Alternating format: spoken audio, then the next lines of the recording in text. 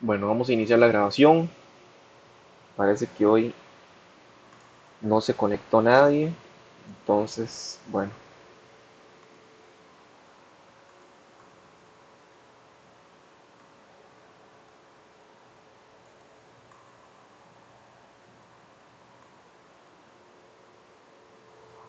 que esté grabando.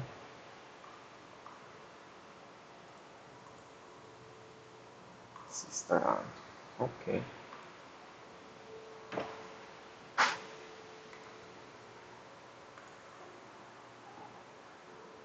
Bueno, esta es la semana 4 del módulo 3. Ya la otra semana comenzamos el módulo 5. La clase pasada lo que vimos fue el video didáctico, ¿verdad?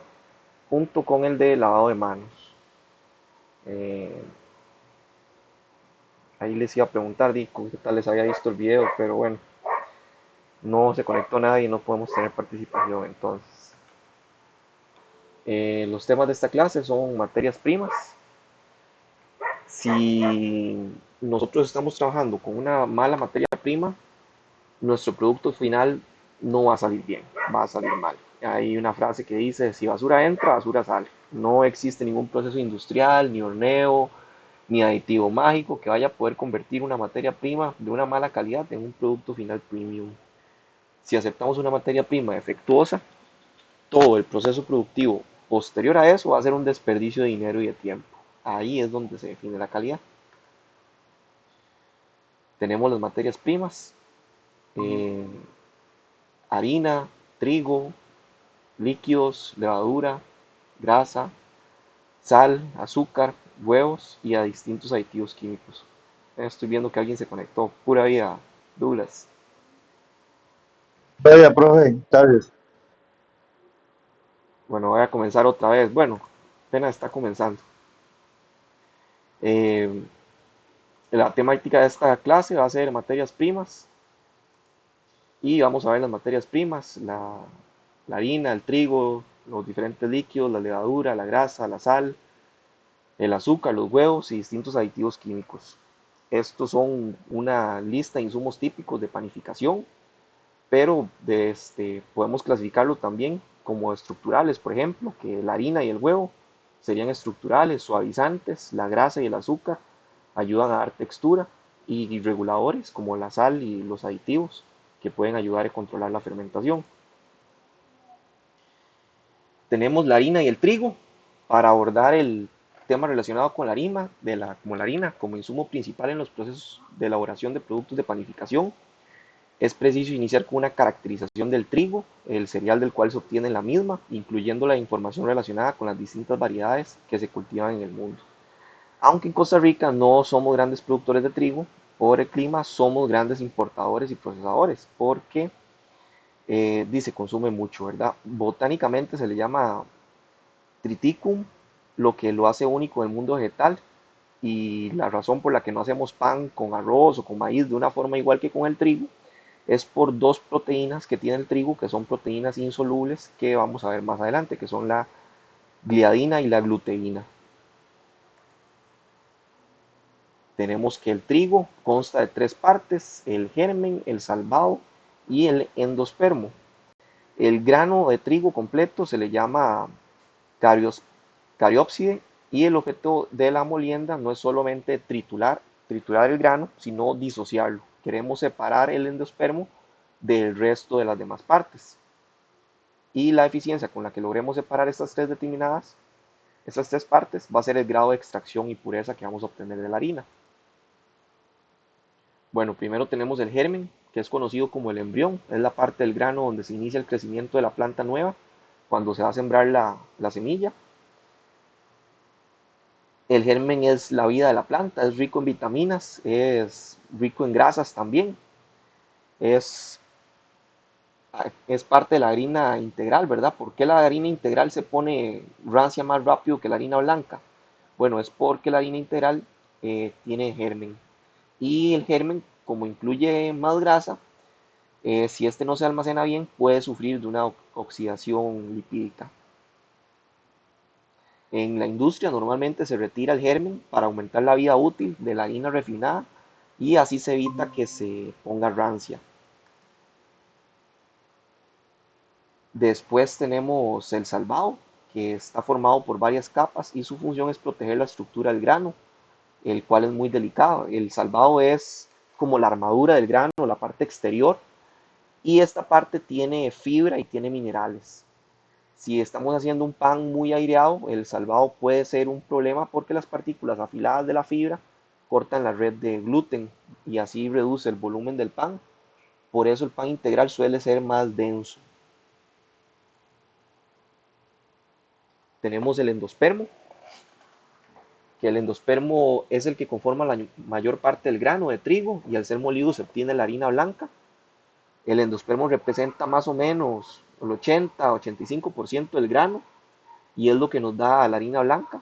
Este tiene dos partes que son muy importantes, el almidón, que va a ayudar a las levaduras, y proteínas como la gluteína y la gliadina, ¿verdad? Sin el endospermo no hay gluten y sin gluten no se da la estructura característica del pan. Esta es la fuente de la energía y de la fuerza de la masa cuando crece.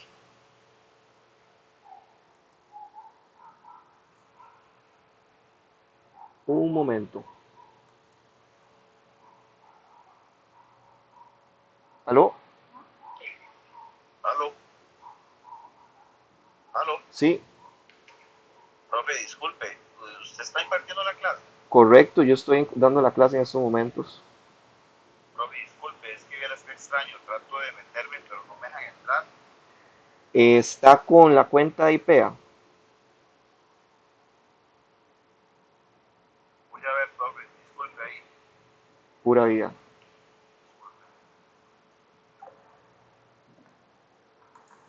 Un estudiante que no podía ingresar a la clase me estaba llamando.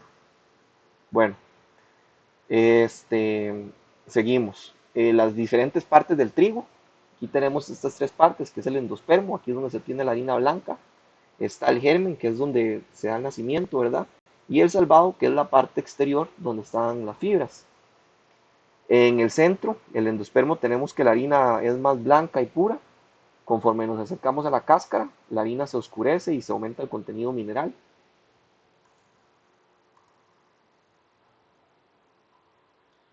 Tenemos que el trigo presenta una superioridad sobre otros granos para la elaboración del pan y otros productos horneados o de panificación.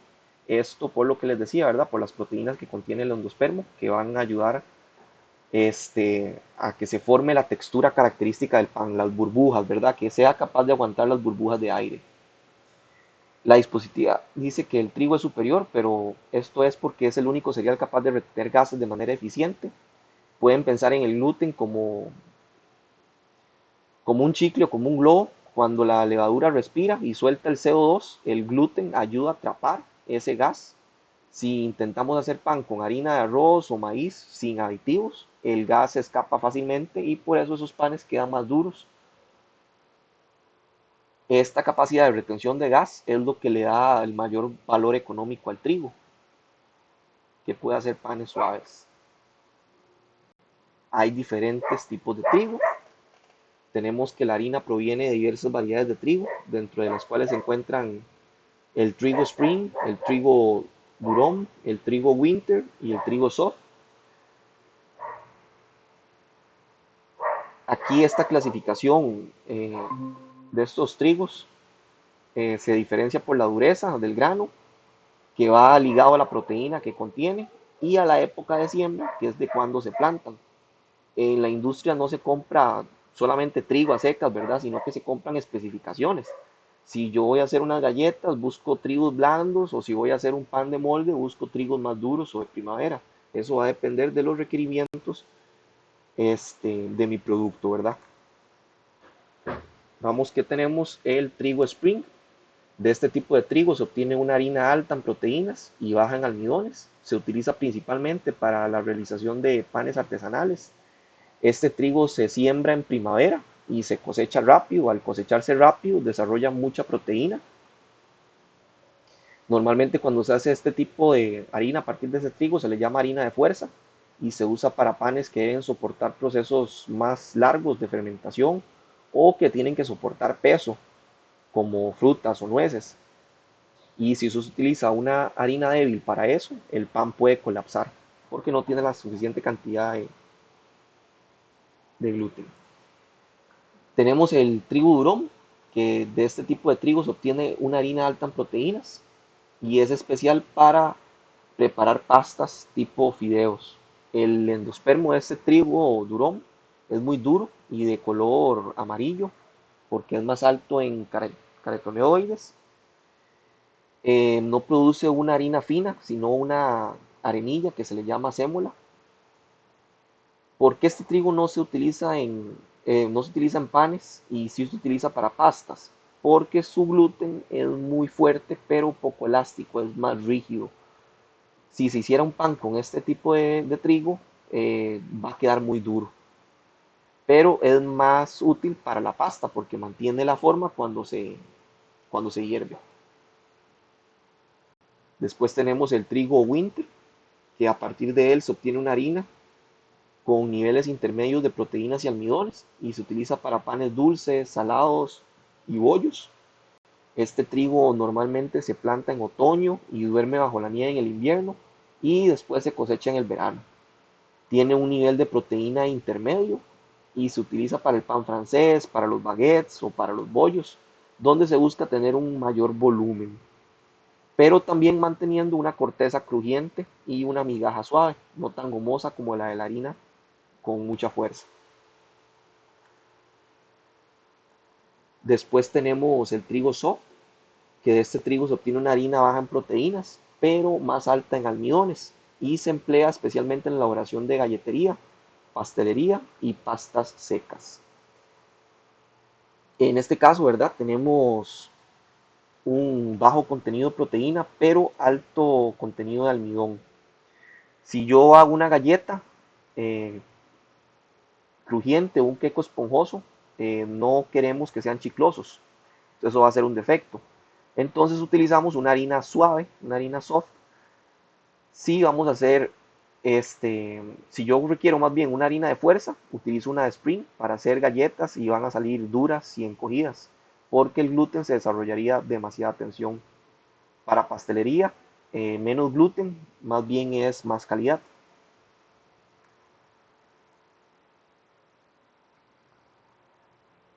Tenemos la molienda de trigo, que el grano de trigo pasa por diferentes fases de la molienda, de la cual se debe obtener una serie de productos con características diversas. Se obtiene la harinilla, los residuos de la harina, el salvado fino y algunos desechos. La molienda no es meter el trigo en una licuadora, sino que es un proceso de reducción gradual del grano. Se utilizan rodillos estirados para romper el grano y rodillos lisos para reducirlo. Salen distintos productos. La harinilla y los residuos de la harina suelen ser fracciones que están pegadas al salvado y son más oscuras y tienen una mayor cantidad de cenizas. Lo que les mencionaba en una diapositiva anterior, ¿verdad? La composición porcentual del grano de trigo, más o menos el 85% es endospermo, pero normalmente no se obtiene ese 85% exacto, sino que la tasa de extracción es de un 70-76%. El resto se pierde pegado al germen. Y si forzamos la máquina para sacar más harina, vamos a arrastrar cenizas y la harina pierde la calidad porque se vuelve de color gris. Es un balance que hay que tener entre el rendimiento económico y la calidad visual de la harina. ¿Qué productos se obtiene de la molienda? Bueno, se obtiene harina, como les decía, un 75-78%. Se obtienen harinas finas, que es de un 2.5, un 3%. Se tiene salvado y salvados finos, que es de un 20-22%, y un desecho de un 0.2 a un 2%.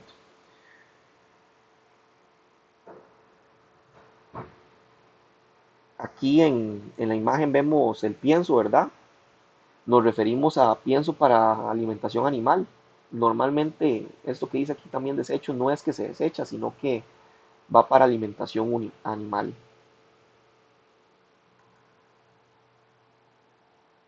Descripción de la harina. La harina es un producto derivado de la molienda del grano de trigo que se utiliza mayoritariamente en la elaboración de productos de panadería y pastelería. Está compuesta por agua, por gluten, por almidones, grasas, celulosa y cenizas. Con el término ceniza no significa que la harina tenga restos de fuego, sino que se le llama cenizas a lo que queda después de que se quema una muestra de harina y se le llaman a los minerales restantes, ¿verdad? Esto es lo que se le llama ceniza, esos minerales restantes. Cuanto menos ceniza tenga, más refinada y más blanca es la harina. Si tiene mucha ceniza, indica que hay trozos de cáscara y la harina se va a volver más oscura. Normalmente se menciona mucho el gluten, pero también el almidón eh, es fundamental para la elaboración de los panes porque es el alimento de la levadura. Sin almidón la levadura no tiene que comer para producir el gas, que el gas es el que le da, que hace las burbujas de aire y que le da la suavidad al pan. Tenemos distintas clasificaciones de la harina, también las podemos clasificar como harina fuerte, harina semifuerte, harina débil. Y en la industria no solamente decimos fuerte o débil, sino que se utiliza un aparato que se llama alveógrafo de Chopin que nos da un valor de W y este valor es como la unidad en que se mide la fuerza de la harina. Una harina que es débil tiene una W baja de menos de 100 y una harina fuerte tiene una W alta más de 300. Y esto es vital para saber qué harina comprar según el producto que vayamos a fabricar. La harina fuerte, este es el producto resultante de la primera molienda del grano de trigo y su color es el más blanco. Cuando hablamos de fuerza, hablamos de proteína. Una harina fuerte anda por encima del 12-13% de proteína. Y esto es indispensable para panes que llevan mucha grasa o frutas que son más pesados o procesos de fermentación más larga, como masa madre, ya que se necesita una red muy consistente para que no colapse por el peso del pan. Y también estas harinas fuertes retienen y absorben más agua. Se tiene la harina semifuerte, que este es el subproducto obtenido de la molturación de las sémolas y su color es blanco también.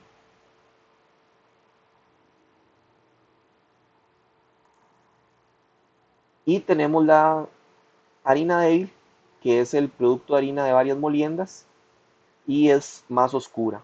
Aquí dice que es de menor calidad, pero menor calidad para hacer pan, ¿verdad? Pero si nosotros quisiéramos hacer galletas o queques, una harina débil es lo que me sirve a mí, porque tiene poca proteína, de un 7 a un 9%. Si usamos una harina fuerte para hacer un queque, nos va a quedar más duro. Y si usamos una harina débil, más bien porque queremos que la galleta o un queque se salgan a la boca eh, rápidamente, no que sea elástico.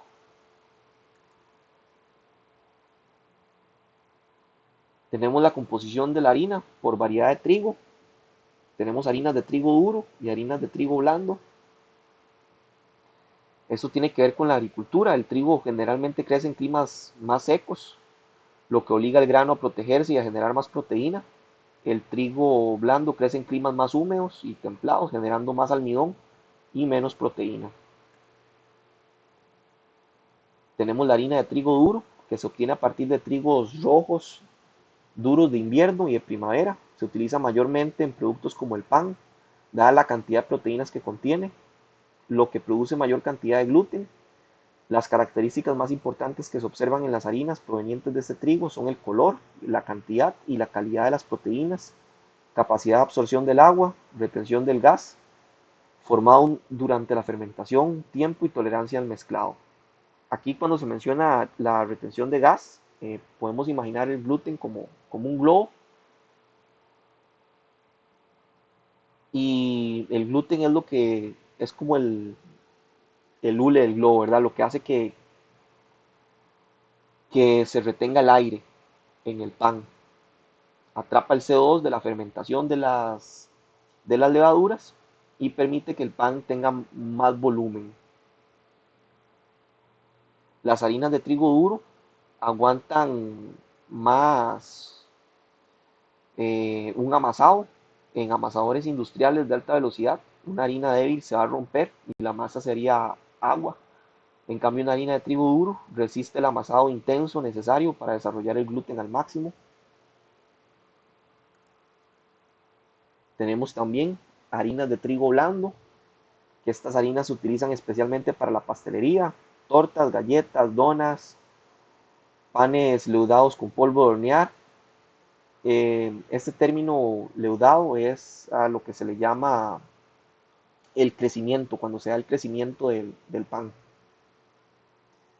Estas harinas usualmente se muelen para un tipo de producto específico, así que si tenemos harina destinada para tortas blancas, no va a ser útil para unas galletas. Hasta aquí, ¿tienen alguna duda, alguna consulta?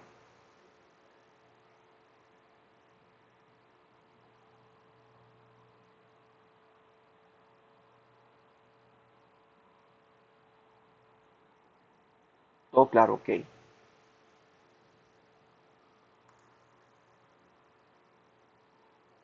¿Qué características tiene la harina? Bueno, para que una harina sea panificable, debe cumplir con ciertas características, entre las cuales se encuentran las siguientes: la extracción, la tolerancia, la absorción y la fuerza. Nosotros cuando pedimos un material como la harina, pedimos un certificado de análisis y en el certificado de análisis normalmente vienen estos 4 puntos, que son los parámetros físico-químicos que deben venir en este análisis para decidir si aceptamos o rechazamos la harina. Vamos a ver cada uno de esos puntos. La extracción, esto hace referencia a la cantidad de harina utilizada del grano de trigo para la elaboración del pan. La tasa de extracción está directamente ligada al color. Una extracción del 72% es una harina muy blanca en la que solamente se obtuvo el endospermo, y una extracción del 85% más suele comenzarse a ser más grisácea o más integral porque ya incluye partes de la cáscara. Una, una harina con una mayor tasa de extracción va a tener mayor porcentaje de cenizas. Y recordemos que las cenizas eran como los minerales que traía eh, el grano. Tenemos también la tolerancia, que esto es la capacidad de crecimiento que tiene el pan después de haber completado su desarrollo.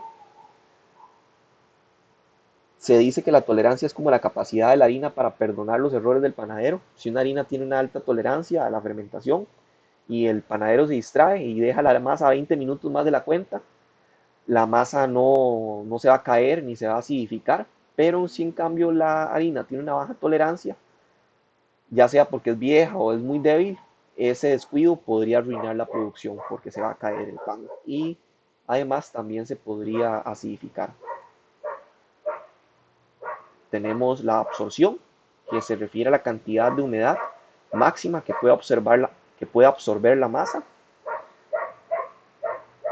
Este es un punto importante en el tema económico porque si se tiene una masa que absorbe más agua, ¿verdad? Más agua es más peso también.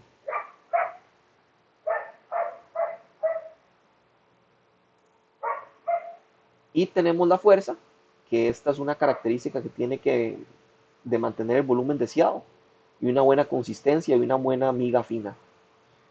La fuerza no solamente que la masa sea dura, sino es un equilibrio entre la tenacidad, que es qué tan difícil es estirar la masa, y la extensibilidad, es qué tan lejos llega antes de romperse. Una buena harina de fuerza tiene un equilibrio entre las dos. Si es muy tenaz, el pan se va a encoger en el horno, y si es más bien muy extensible, se va a aplanar luego.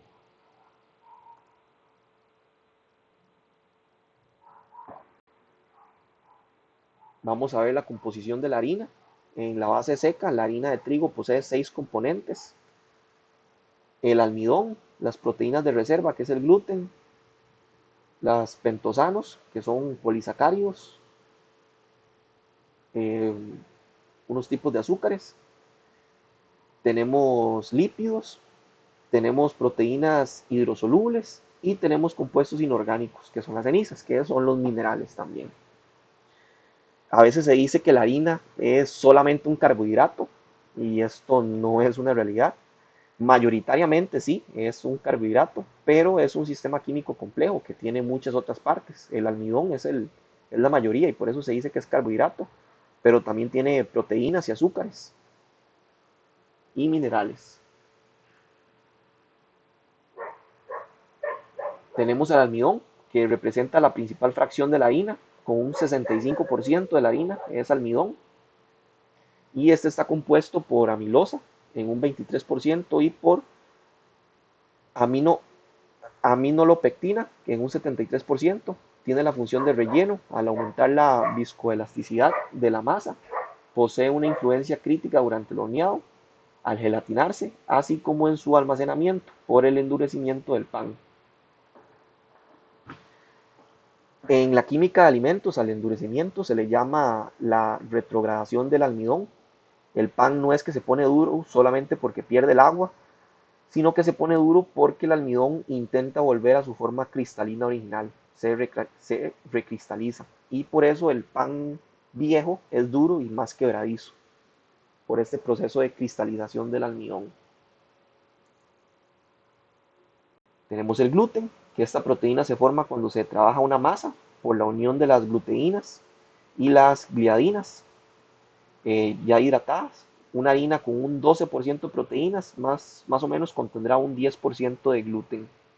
La gliadina le da la extensibilidad, es que la masa se estire sin romperse, y la gluteína le da la elasticidad o la fuerza, es del que la masa intente volver a su forma original. Entonces se busca un equilibrio entre estas dos fuerzas. Tenemos también los pentosanos, que son polisacáridos pero diferentes al almidón y están presentes en un 2 a un 2% en la harina. Sin embargo, a pesar de su bajo porcentaje, tienen una influencia muy grande en las propiedades de la masa. Son gomas, por lo tanto absorben varias veces su peso en agua.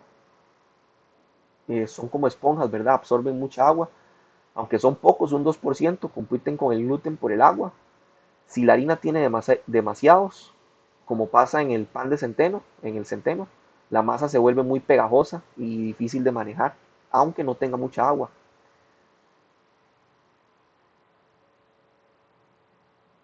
También, por otro lado, ayudan con la vida útil porque ayudan a retener agua y a que el pan se mantenga húmedo y fresco por más tiempo en el anaquel. Tenemos a los lípidos, que la harina contiene cerca de 2.5% de lípidos. Estos adquieren mayor importancia durante el horneado, especialmente en el volumen del pan y su vida útil. Aquí estos lípidos es la grasa natural del trigo, no de manteca que le vamos a echar a la receta. Estos lípidos naturales actúan como selladores de las burbujas de gas. Sin estos, las burbujas explotarían antes de tiempo en el horno y el pan no crecería y no obtendría la suavidad característica. Hay que tener cuidado, eso sí, con la rancidez, porque una harina alta en lípidos, como la harina integral, se pone rancia mucho más rápido que la harina blanca. Tenemos proteínas hidrosolubles, que estas corresponden a un 2-3% del peso total de la harina y contiene albuminas y globulinas, además de pentosas. No hacen estructura, es importante aclarar, estas proteínas no forman el gluten, sino que son solubles en el agua, principalmente son enzimas que van a ayudar a degradar almidones o azúcares, pero no le dan la fuerza al pan, son más funcionales, no estructurales.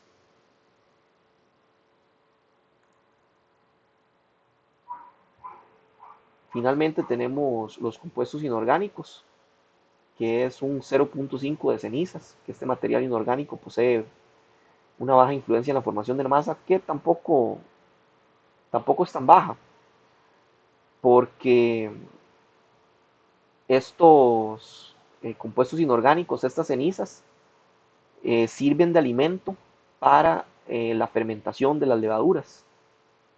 Si no se tienen muchas cenizas, muchos compuestos inorgánicos, la levadura va a crecer más lentamente.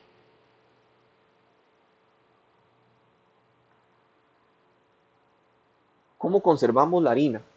Bueno, la harina tiene que tener un adecuado proceso de maduración luego de la producción, luego de la molienda, con la finalidad de alcanzar el punto óptimo de las características que son las propias. El tiempo de maduración de la harina va a depender de varios factores, entre ellos la variedad del trigo, el tiempo de conservación, de elaboración y la conservación del trigo y la harina. Cuando se tiene harina recién salida del molino, se le llama harina verde. Si hacemos el pan con esa harina recién sacada de la molienda, el gluten es muy débil y la masa muy inestable. La harina necesita reposar, necesita oxidarse con el aire unas semanas para que así pueda agarrar fuerza. Y si no se le da el tiempo, se pueden utilizar aditivos oxidantes como el ácido absórbico, que es la vitamina C, para simular ese envejecimiento. La conservación también es crítica para evitar el gorgojo. La harina es un alimento vivo y si hay humedad y calor, los huevos de su insecto son microscópicos y van a proliferarse. Tenemos el agua, que es el principal ingrediente utilizado en la formación de la masa. Sin embargo, se debe tener cuidado con sus características, especialmente al nivel de dureza por el contenido de minerales que acarrea consigo y el pH. Eso es lo que les decía, ¿verdad? De los minerales que van a afectar el proceso de fermentación.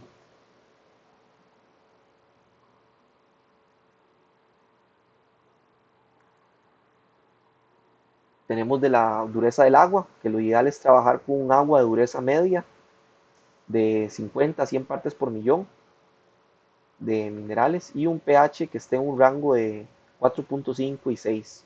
El agua dura es cuando está de 100 a 200 partes por millón de sales de calcio y magnesio. El agua medianamente dura es de 50 a 100 y el agua suave es de menos de 100. Si el agua es muy suave, la masa se puede poner pegajosa y el gluten se ablanda demasiado. Entonces se le puede agregar un poquito de sal o alimento de levadura que trae minerales. Y si el agua es muy dura, que trae demasiados minerales, el gluten se pone tenso y muy rígido y retrasa la fermentación porque la levadura no puede expandirse lo suficiente. Las características del agua, entre las características organolépticas que debe poseer el agua, el sabor, el color y el sabor, entre otras, se consideran las siguientes. Una temperatura constante, que sea incolora, no debe tener ningún sabor y no debe tener sólidos suspendidos en gran cantidad. Hay que tener cuidado con el agua del tubo o la municipal. Aunque sea potable, si tiene exceso de cloro, este va a actuar como un bactericida que puede matar o debilitar nuestra levadura. En plantas industriales se pueden utilizar filtros de carbón activado para remover ese cloro antes de amasar. Para los diferentes procesos de fermentación y elaboración de panes se puede utilizar también agua en distintas temperaturas. Esto va a depender del tipo de pan y de la fermentación que queramos lograr. Tenemos también a la leche, que dependiendo del tipo de formulación para la elaboración de los distintos productos, se suele trabajar con leche de vaca, así como con sus derivados.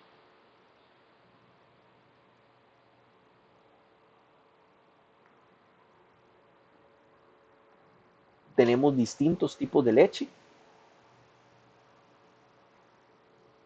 como la leche líquida fresca, la leche líquida descremada, la leche en polvo entera, la leche en polvo descremada, el suero líquido, el suero en polvo descremado, la leche entera evaporada, la leche descremada evaporada, la leche condensada entera endulzada, la leche condensada descremada endulzada. Hay un montón, ¿verdad? Aquí, si una receta pide leche líquida y lo que tenemos es leche en polvo, la relación estándar en la industria es 10% de sólidos y 90% agua. Eso quiere decir que si necesitamos un litro de leche, necesitaríamos mezclar 100 gramos de leche en polvo con 900 mililitros de agua. Tenemos el suero en polvo. Este es un producto lácteo que se obtiene como derivado del proceso de elaboración del queso. Es el resultado de la separación de la caseína y de la grasa. En comparación con la leche entera, el suero posee casi la mitad de los sólidos y una tercera parte de las proteínas. Cumple una función de agente suavizador de la masa por su bajo contenido en proteínas y aquellas que lo conforman son principalmente lactoalbuminas. El suero es el amigo económico del panadero, cuesta menos que la leche entera en polvo, pero nos aporta lactosa, que ayuda en el color de la corteza del pan, y minerales. Muchas fórmulas económicas de pan cuadrado utilizan el suero para mantener el precio bajo sin sacrificar el color dorado. Hay que tener cuidado con el pH. Eh, Se debe usar suero dulce, que es el derivado de quesos de tipo cheddar o gouda. Si se utiliza suero ácido, que es de queso fresco o cottage, nos puede dañar la estructura del pan y del gluten. Tenemos la leche en polvo descremada. Se obtiene cuando se separa la grasa de la leche líquida y luego este líquido se pulveriza o se seca mediante un sistema de rodillos o aspersión.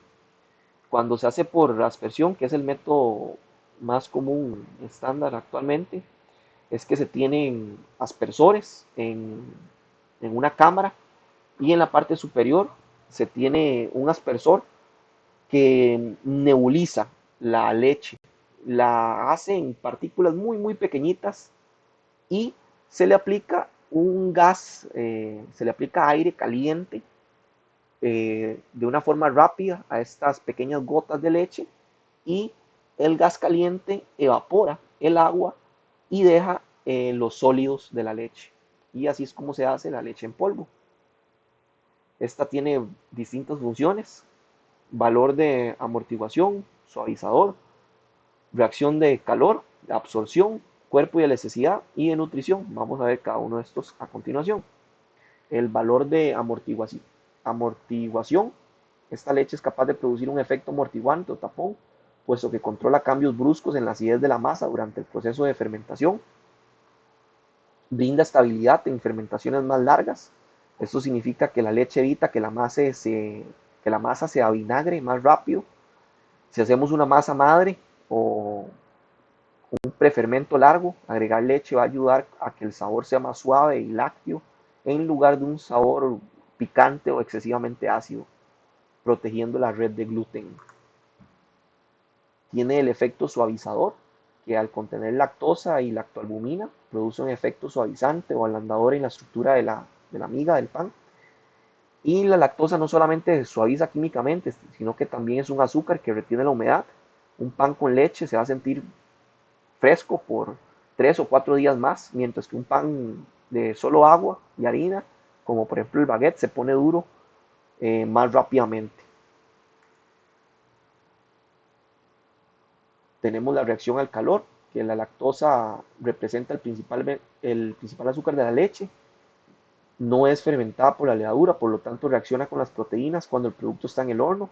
Aquí pasa la reacción de Maillard. Como la levadura no se come la lactosa, porque la levadura no tiene la enzima lactasa, este azúcar se queda intacto en la masa hasta que entra al horno.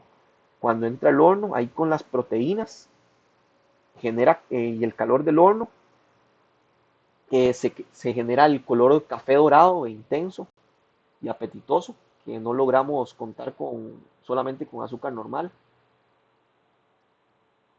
Esta reacción de Maillard también es la que pasa cuando se le agrega huevo en brocha a algunos panificados. Este color, ¿verdad? Que se da ahí es la reacción de Maillard.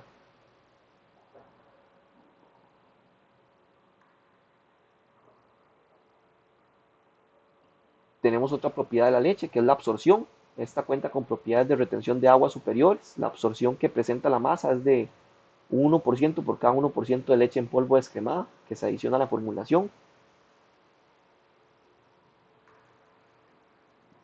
Ayuda al cuerpo y a la elasticidad del pan. La caseína, la cual se encuentra en gran cantidad en la leche en polvo, fortalece la masa, por lo que provee de más cuerpo y elasticidad a la miga.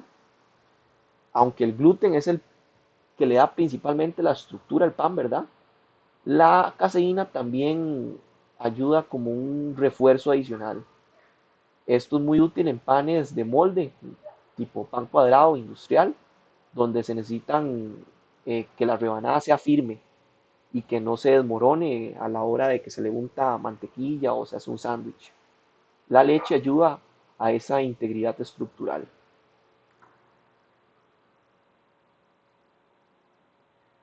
En nutrición, al tener caseína, un buen balance a nivel de aminoácidos le da un alto valor nutritivo a los productos alimenticios. La harina de trigo es deficiente en un aminoácido esencial que se llama la lisina y la leche es rico en lisina. Entonces, cuando juntamos estos ingredientes, no solamente hacemos un pan más rico, sino que químicamente es superior y la calidad de la proteína para el consumidor es mejor. Eso es lo que llamamos una complementación aminoácida.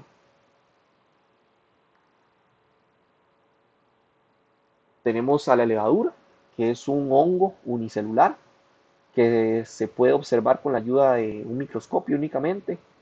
Y este es el que causa la fermentación cuando se tienen las condiciones adecuadas de temperatura, humedad y disponibilidad de alimento.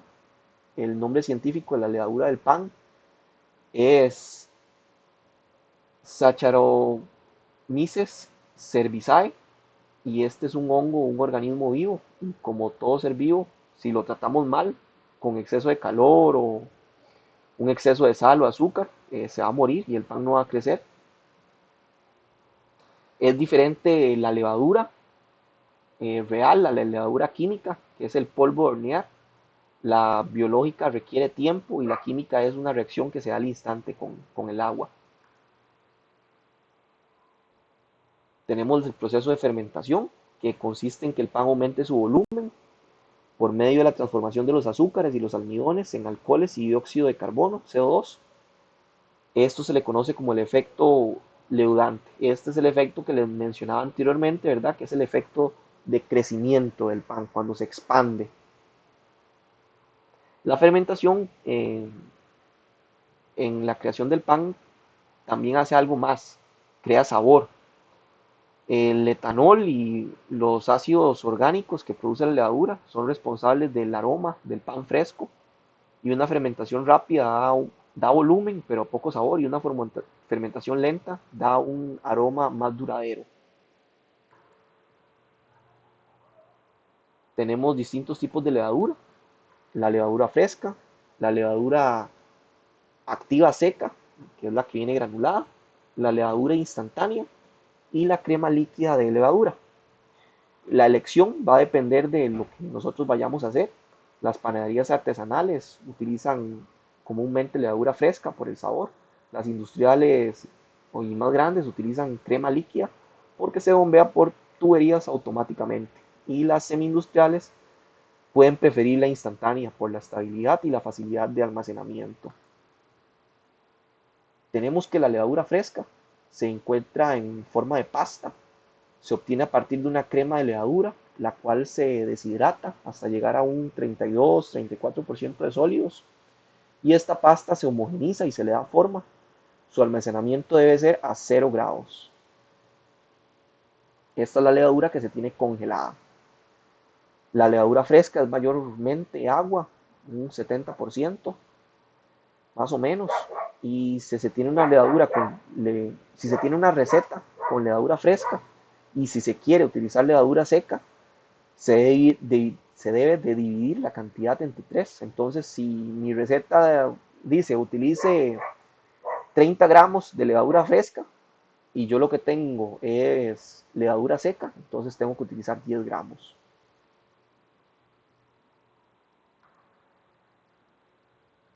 Tenemos la levadura activa seca, que esta se obtiene por la extrusión de la levadura fresca a través de una malla y el producto resultante se deshidrata, haciéndolo pasar por un secador con aire caliente a una temperatura controlada hasta llegar a una humedad del 7.5% al 9%. Al final se obtiene un producto que consiste en pequeñas esferas cuyo tamaño es de 1 milímetro.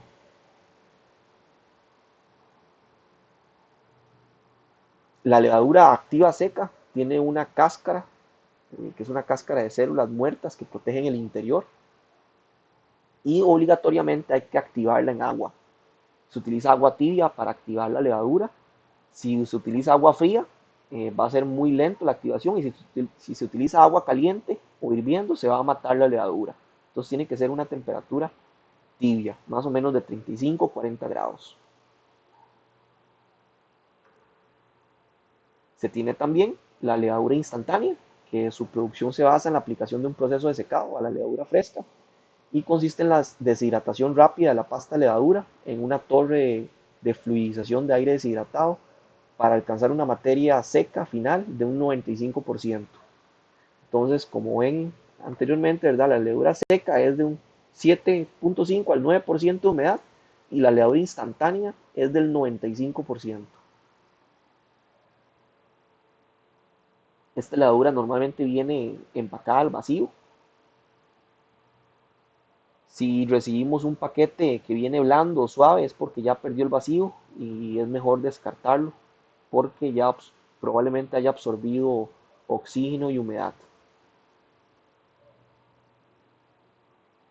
A diferencia de la levadura seca, esta levadura instantánea no necesita hidratarse en agua tibia, se echa directamente sobre la harina.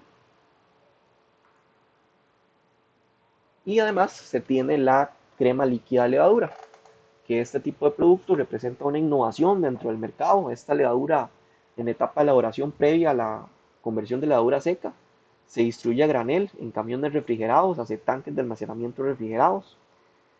En grandes industrias como Bimbo o panificadores masivas, esto elimina toneladas de basura en cajas y plásticos, además de ser un sistema cerrado de tuberías y tanques que va a reducir muchísimo el riesgo de contaminación cruzada por la manipulación humana. Aquí lo que hay que tener en cuenta es la cadena de frío.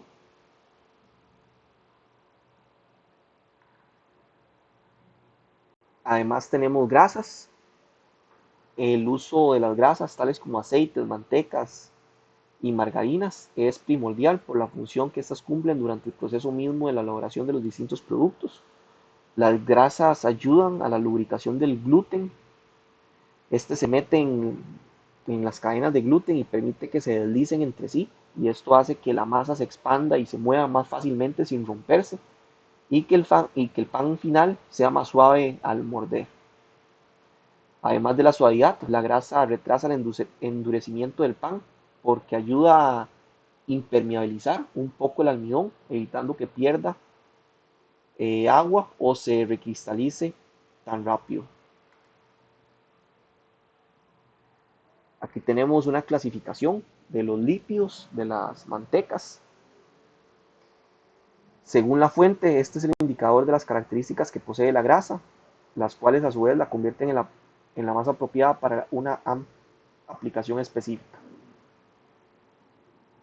Tenemos manteca estándar, manteca hidrogenada, manteca líquida, manteca emulsificada, margarina, mantequilla, aceites.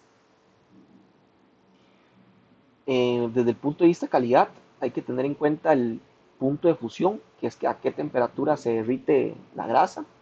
Si hacemos un pan dulce o de hojalandre, necesitamos una grasa con un punto de fusión más alto, que no se derrita en la mano. Y si hacemos más bien un queque para comer frío, necesitamos una grasa que se derrita en la boca, que tenga un bajo punto de fusión, para que no se sienta cerosa en el paladar. Vamos a ver cada una de estas a detalle. Tenemos la manteca estándar, que esta grasa consigue consistencia deseada. Se puede mezclando grasas duras con aceite, es decir, también que la manteca estándar en la mezcla de grasas duras como esterianas, animales y con vegetales, o bien mezcladas de aceite, vegetales, totalmente hidrogenadas con aceite. Esta es la manteca blanca común que vemos en bloques o cajas, es funcional, pero no agrega sabor.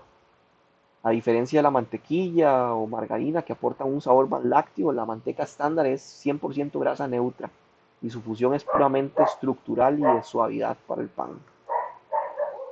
Tenemos la manteca hidrogenada, que para la obtención de esta grasa se hidrogena parcialmente el aceite original con la finalidad de que tenga una consistencia y un punto de función específicos. Estas grasas tienen una mayor uniformidad y mejores propiedades plásticas que la manteca estándar. Su rango de plasticidad varía entre 10 a 35 grados comparado con el rango de 15 a 27 de las mantecas estándares. Estas mantecas hidrogenadas son las grasas trans, que normalmente se consideran dañinas y están siendo prohibidas en altas cantidades, ¿verdad? Hasta aquí, ¿alguna duda, alguna consulta?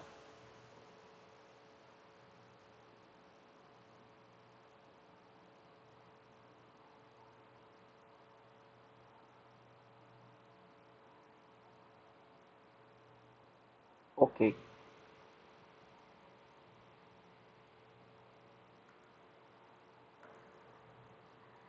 tenemos manteca líquida, que esta está constituida mayormente por aceites vegetales en los que se suspenden diferentes tipos de escamas de grasas y esto le confiere un mayor punto de fusión y es más emulsificante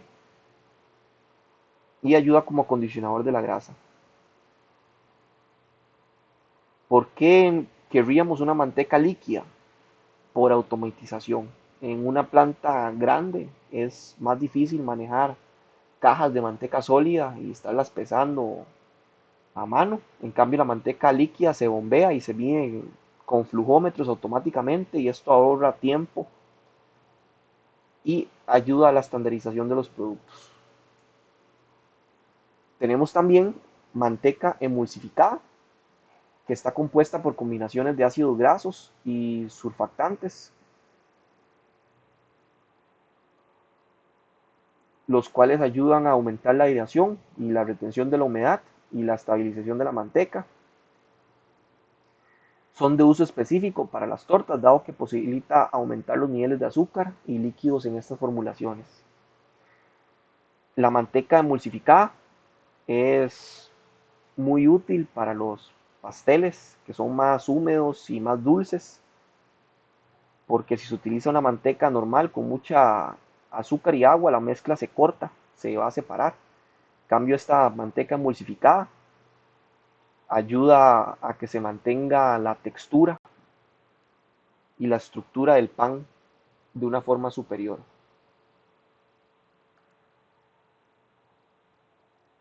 Se tiene también la margarina, que esta es la emulsión de agua en aceite, contiene aproximadamente 80% de grasa, más agua, sólidos lácteos, sal, emulsificantes y otros ingredientes.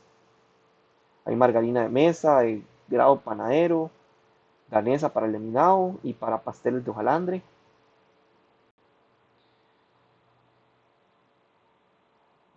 La margarina para hacer pan danés tiene un punto de fusión más bajo, es más suave porque la masa danesa lleva levadura y se come más blanda. En cambio, la margarina de hojalandre es mucho más cerosa y más dura para soportar la fricción del rodillo sin derretirse y crear capas perfectas. Estas son como estos que se hacen muchas capas, como los cangrejos. Ese es el hojalandre.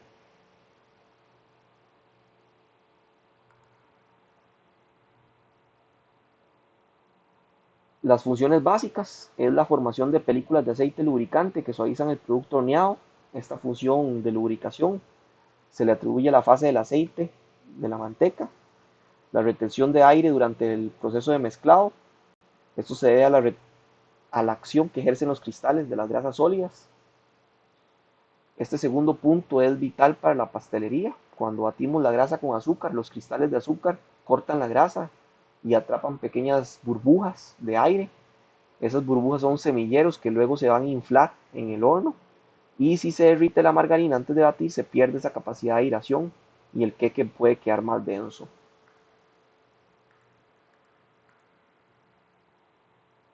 Tenemos la sal, el cloruro de sodio, que tiene propiedades de disolverse fácilmente en el agua, dando a las masas un sabor característico. La sal se utiliza en masas fermentadas. Hay que tener cuidado de que no hay que agregarle sal al pan y a la levadura en el mismo recipiente. antes de amasar. La sal es higroscópica y le va a robar agua a la levadura, entonces no le va a permitir que crezca adecuadamente.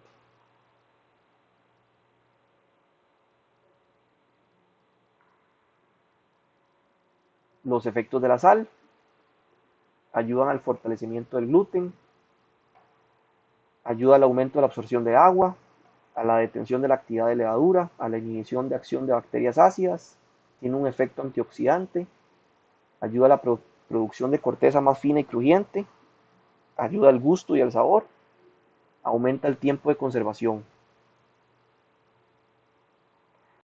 Eh, También sin sal la levadura come y consume demasiado azúcar, entonces puede generar demasiado gas más bien y va a crear una estructura de burbujas irregulares y más fea.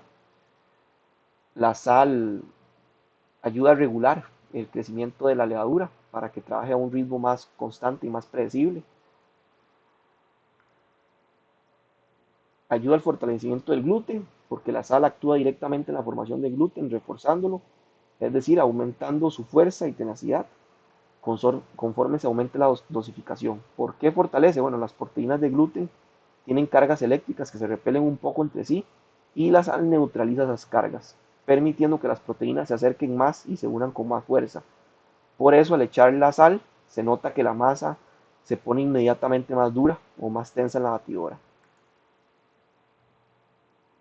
Para el efecto de absorción de agua, cuando una formulación contiene sal, el agua tiene una mayor fijación en el gluten. Esto quiere decir que absorbe más agua, por lo que aumenta la humedad en el producto panificado. Si en algún momento se hace una masa que queda muy pegajosa o muy húmeda por error, antes de echar más harina, se le puede agregar un poquito más de sal. El sal va a ayudar que el gluten se agarre mejor al agua y la masa se va a sentir más seca.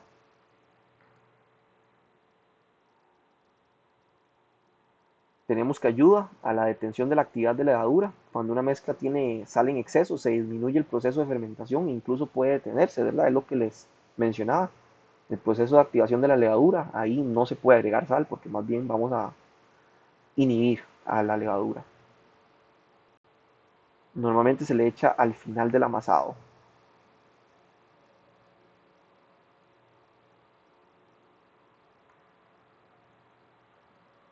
Ayuda a la inhibición de bacterias ácidas.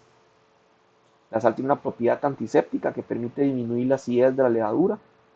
Esta retrasa las fermentaciones del ácido láctico y el ácido butírico.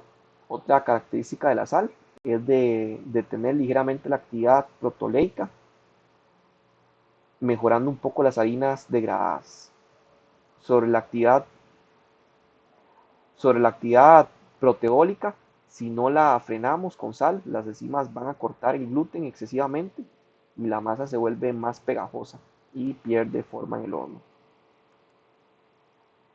También tiene un efecto antioxidante.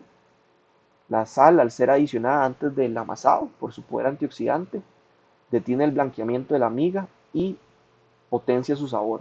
Por el contrario, si se adiciona al final del amasado, hay una oxidación superior, lo que convierte el producto en panes con migas más blancas y faltos de sabor. La enzima lipoxigenasa,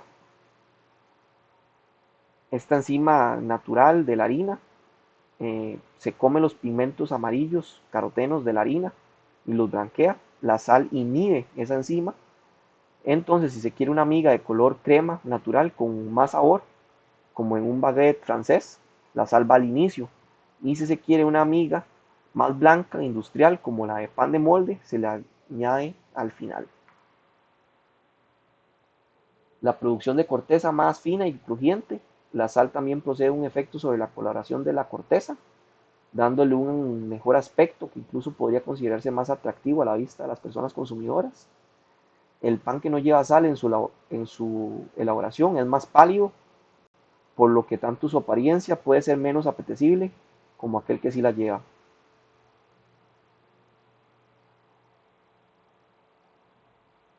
¿Por qué el pan sin sal sale más pálido? porque sin el freno de la sal, la levadura trabaja a toda velocidad y se come todo el azúcar disponible en la masa. Y al llegar al horno no queda azúcar remanente para la caramelización, que es la reacción de Maillard.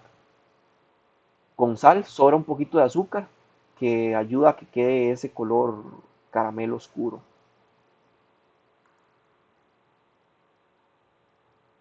Ayuda a conferir gusto y sabor. La sal aumenta notablemente el color y el sabor del pan, actuando en conjunto con reacciones que se dan durante la fermentación y el horneado del producto. La sal no solamente aporta el sabor salado, sino que también suprime el amargor.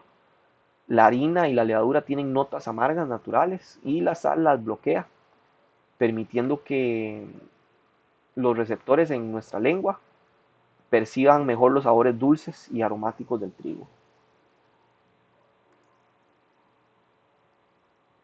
La sal aumenta el tiempo de conservación. Como se indica anteriormente, la sal aumenta la retención del agua por la miga y por su higroscopicidad, que es la capacidad para absorber el agua, por lo que prolonga su vida útil o su conservación. Sin embargo, se requiere prestar atención especial si se trabaja durante días lluviosos o cuando el clima está muy húmedo, dado que una alta dosis de sal pueden encoger el pan más bien. Esto lo habíamos visto en una clase anterior, eh, de cómo las sales y los azúcares ayudan a la conservación de los alimentos. Y recuerden que era por la actividad del agua del producto, que ayudan a reducir la actividad del agua disponible para los microorganismos.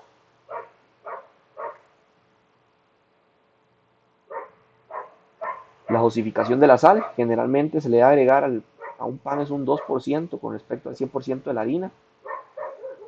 Es decir, agregamos 20 gramos de sal por kilogramo de harina. Sin embargo, cuando se tiene un amasado intensivo, se puede utilizar una cantidad de sal un poquito mayor, del 2.2%, con el fin de evitar el blanqueamiento en la miga y la ausencia de sabor del producto.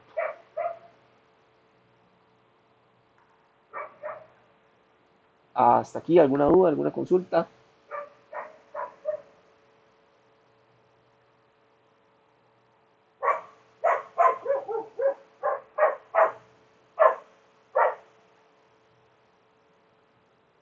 Ok.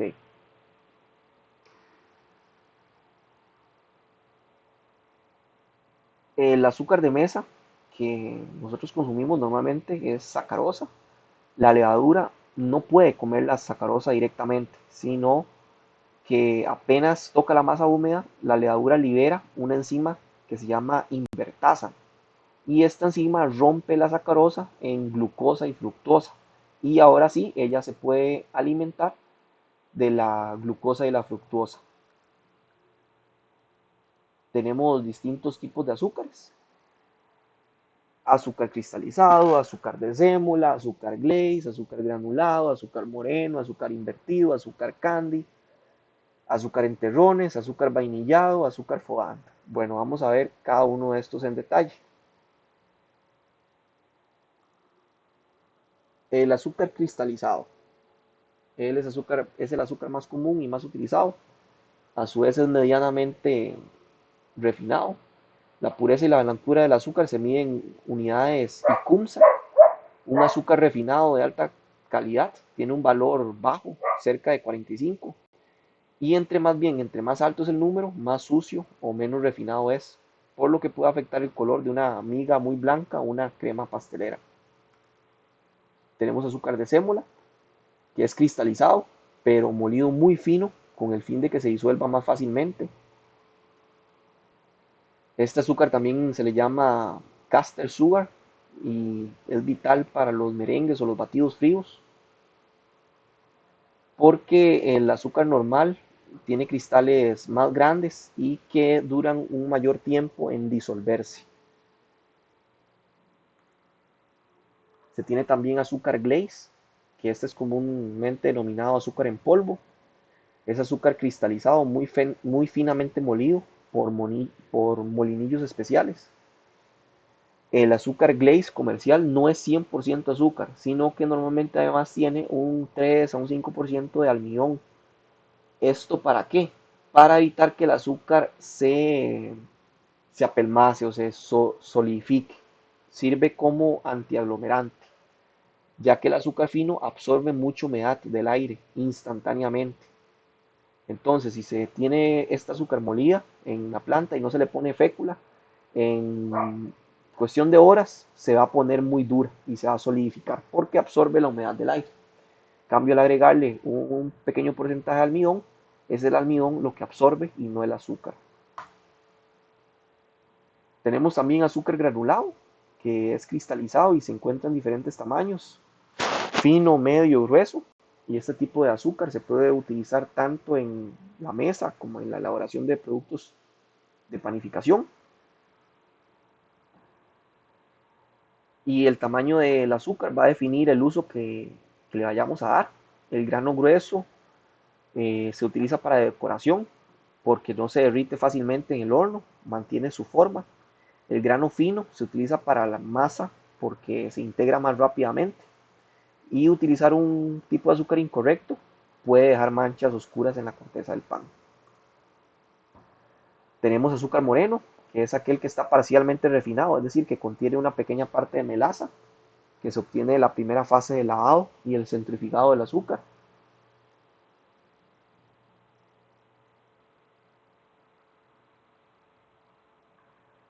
Tenemos azúcar invertido, que este se obtiene a partir de la mezcla en partes iguales de glucosa y lebulosa. Este producto es producto del desdoblamiento del azúcar de caña por la acción enzimática o de ácidos a una cierta temperatura.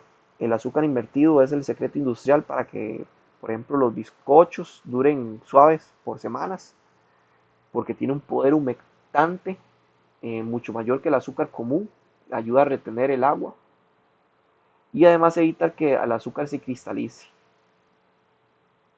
Además es un 30% más dulce que la sacarosa, que es el azúcar de mesa común que consumimos. El azúcar candy son piezas grandes de azúcar que provienen de la recristalización del azúcar. Y este tipo de azúcar es de disolución extremadamente lenta debido a su baja superficie de contacto. Es como un bloque, ¿verdad? Normalmente se utiliza para decoración de productos de alta gama como pastelería fina. Se tiene también azúcar en terrones, que este es azúcar refinado y cristalizado.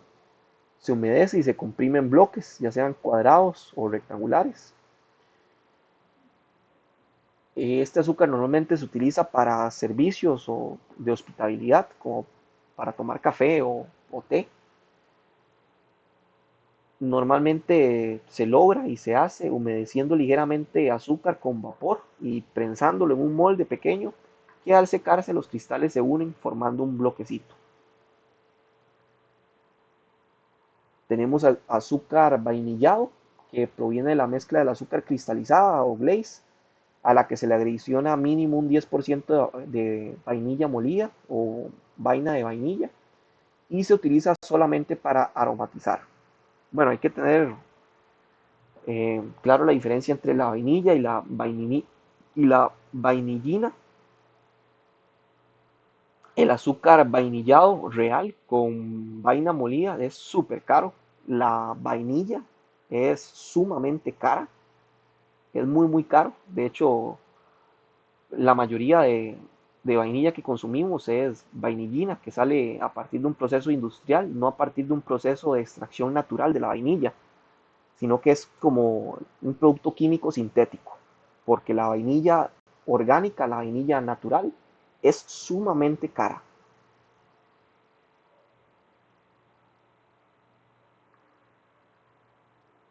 Se tiene también el azúcar fondant, que este es el resultado de la mezcla de azúcar y agua a ebullición hasta formar un almíbar y glucosa al punto de soplo o burbujas encadenadas a una temperatura de 115 grados, dejándolo bajar su temperatura y luego por medio de un proceso manual con un corte se consigue empañizar este azúcar.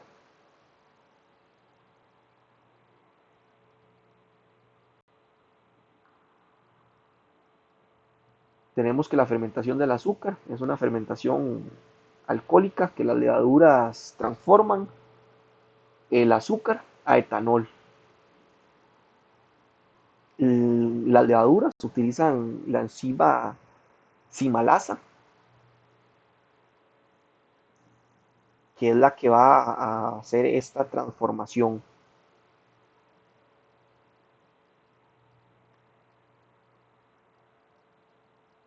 La solubilidad del azúcar. La solubilidad del azúcar en agua es aproximadamente 1330 gramos de azúcar por un litro de agua a una temperatura de 20 grados. Eso quiere decir que yo puedo tener 330 gramos de azúcar y le puedo adicionar un litro de agua a 20 grados y esto se va a disolver.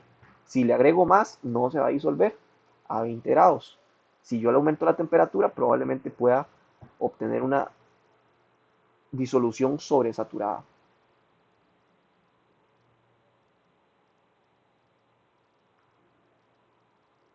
Tenemos huevos también como ingrediente en los panificados.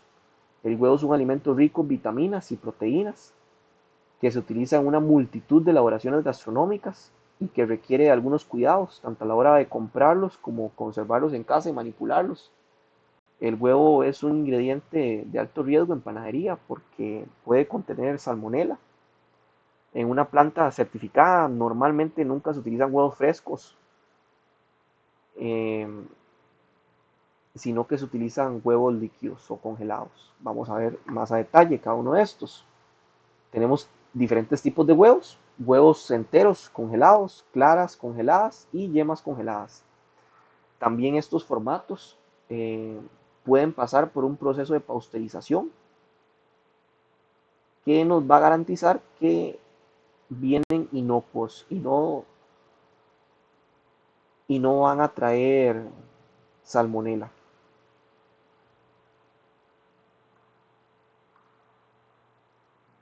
Tenemos los huevos enteros congelados, que poseen la misma composición que los huevos frescos. El contenido de sólidos varía de un 25 al 28% y que se encuentran principalmente en la clara. Tienen la misma función que los huevos frescos en la panificación y ambos pueden utilizarse sin problema alguno.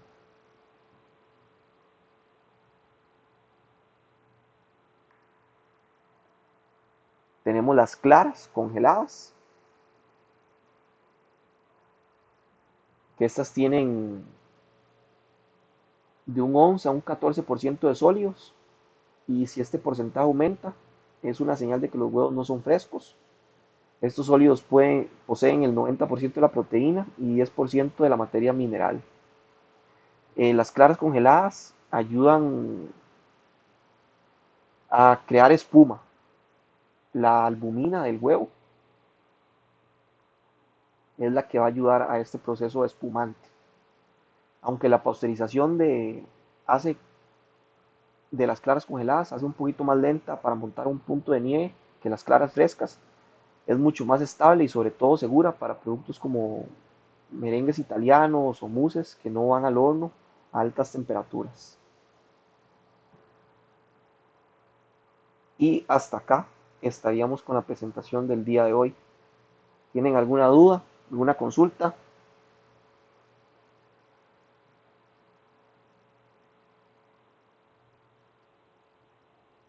¿Todo claro?